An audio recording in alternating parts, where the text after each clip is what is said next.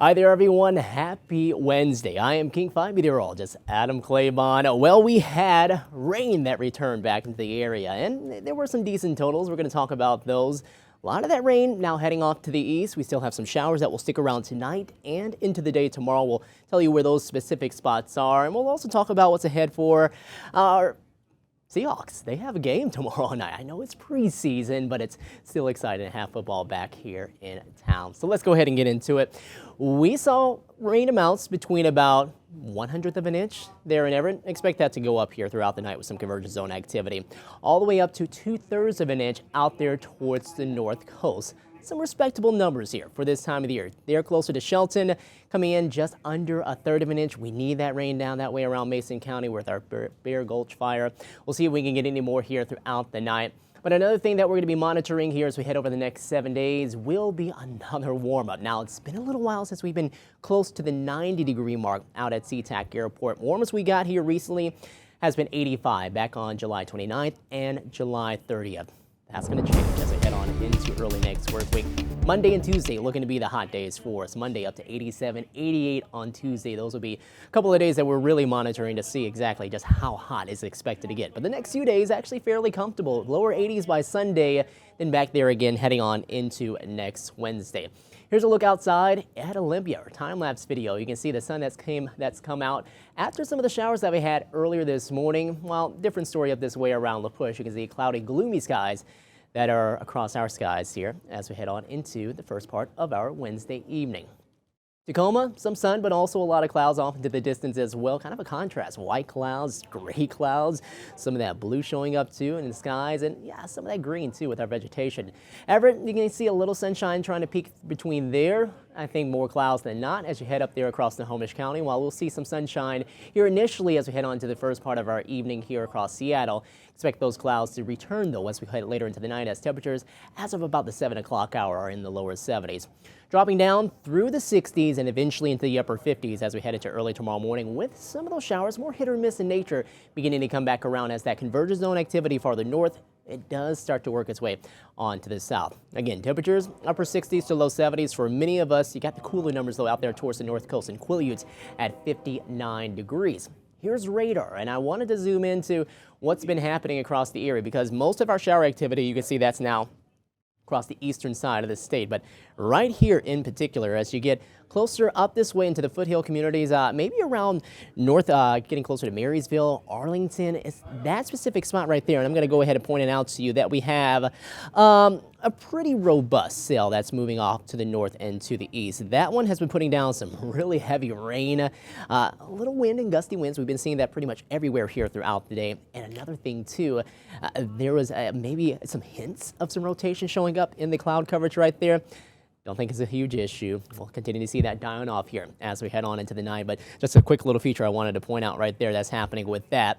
But as we head on here into the night, most of the instability is staying off across the eastern side of the state and north of the border, heading up there into BC. But this system will keep things a little unstable for us here as we head on into the night, so you can see as we head on into the first half of your Wednesday night, some showers going to be out there for us, and convergence zone activity will be the main thing that will help to produce some of those showers. You can see that line continuing to get a little more organization here as we get into the first half of the night.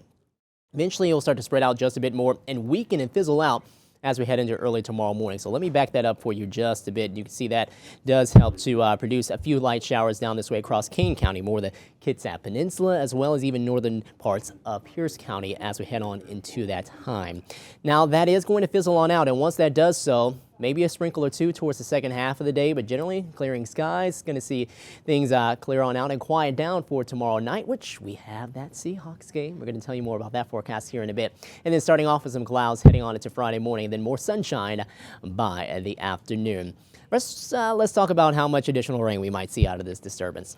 Not a whole lot. I think we might see a little more up that way around Everett, but whether it falls into the rain gauge or not, we'll see. But 1/10 of an inch to 2/10 of an inch probably going to be the best that we can do with the remaining moisture that we have here as we head on into the night. So let's go ahead and talk about what's ahead, yes, for tomorrow with our Seahawks-Raiders matchup. Going to be kind of cool to have Pete Carroll back in town for us. And looking at that forecast, we're expecting temperatures to be around the upper 60s by about kickoff. That's at 7 p.m. Halftime in the mid-60s.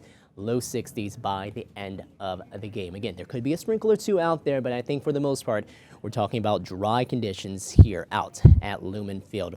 All right, back to the forecast as we continue on, getting closer to Friday and into the weekend. This is what's going to happen for us. We're going to start to see that this ridge of high pressure, well, that's going to start to build here across the area. And that, well, that's going to really heat things up for us here across the region.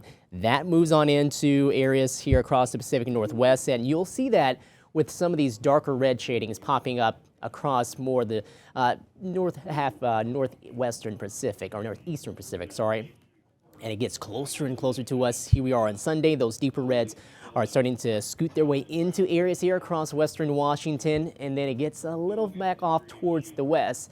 But it will develop onshore flow either way. With that being the case, that's why things start to warm up as much, and that's why you see those highs back in the upper 80s. It will definitely be 90s as we head on into either Monday or Tuesday. We'll see which day is the hottest, but going to be a couple of hot days. Then our numbers will start to fall back into more of the lower 80s as we start to get a little bit of a reprieve from some of that heat that will be around. But just get mentally prepared for it. Summer definitely not over yet, even though today kind of had more of those fall vibes across the area with the breezy conditions and also more of the rain and the cooler temperatures.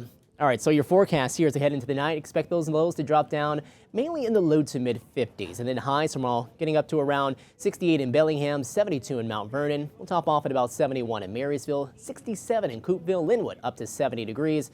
Lower 70s around Issaquah and in Bremerton, 72 in Des Moines, Paulsville getting up to 72, a high of 73 in Belfair, Puyallup up to 74, and 73 in Tenino. Your 7-day forecast shows the warming trend that we're going to see here for the next few days. We'll get up to around the 80-degree mark over the weekend. All in all, not too bad of a weekend. It's just the heat that comes around early into next work week that will be more the issue for us as we head on into that time. Okay, everyone, I hope everybody got as much rain as they really needed, at least for right now. We'll try to see if we can get any more in the forecast here as we head over the next few weeks. And if you're heading out to that Raiders and Seahawks matchup tomorrow night at Lumen Field, have a great one. Have a great Wednesday evening, everyone. We'll talk to you soon.